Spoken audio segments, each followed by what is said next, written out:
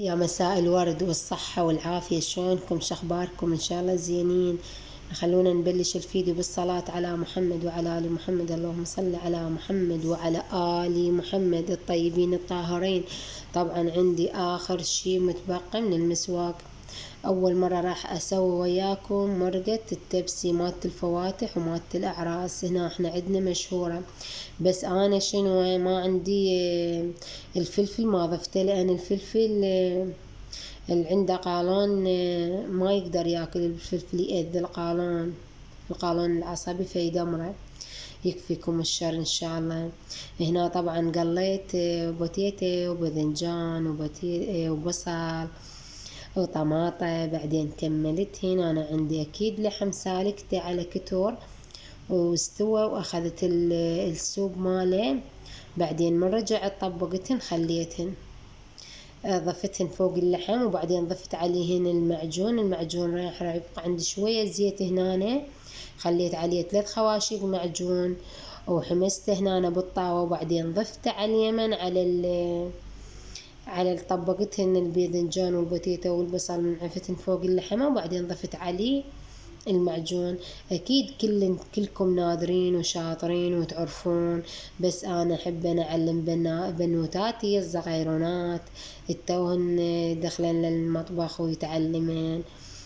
هنا خلنا ندعي للطلاب الصف السادس، ربو يرزقهم إن شاء الله الفرحة، إن شاء الله يا رب يكملها لهم، إن الله يساعدهم على الحار وماكو كهرباء وعدهم امتحانات، بس رب إن شاء الله يسهل لهم الصعب، الله يفرح قلبهم وتقضى على خير وتصير سواليف. كل احنا نعرف السادس كلش صعب، وخاصة بالامتحانات، يعني بالأيام الحارة شو تسوي. هنا يا بنات هذا الفيديو طبعا عندي قبل عاشور. هنا أنا كملت مرقتي بس وطبخت تمن ويا أبيض، بس ما صبيت من صبيت ما صورت، لأن التهيت أخيط الرواية مات أبا عبد الله. خيطت 3 حمر، خيطت 4 حمر استغفر الله، و3 أسود. هنا بلشت أخبز على ما أجت الكهرباء. خبزت طبعا بالتنور الكهربائي، هو كلش أخاف من عنده أنا، بس سوى اشتريته بالأزمة مال الغاز اللي مرينا بيها فاشتريته. بس خبزته ما دائما تصير مو نفس خبزة الغاز أبد.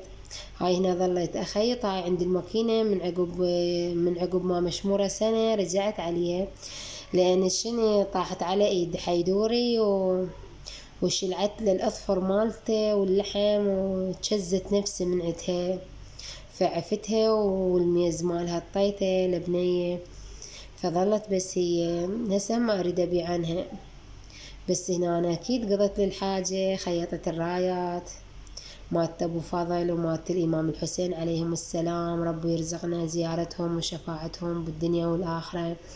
لا تنسوني بالمتابعة والاشتراك وتفعيل الجرس يا بنات، وتعليقاتكم الحلوة ترفع لي الفيديو، وما أعرف والله شحاتيكم، وممنونة من عندكم على كلامكم الحلو ولايكاتكم وتدخلوا لي جديدين.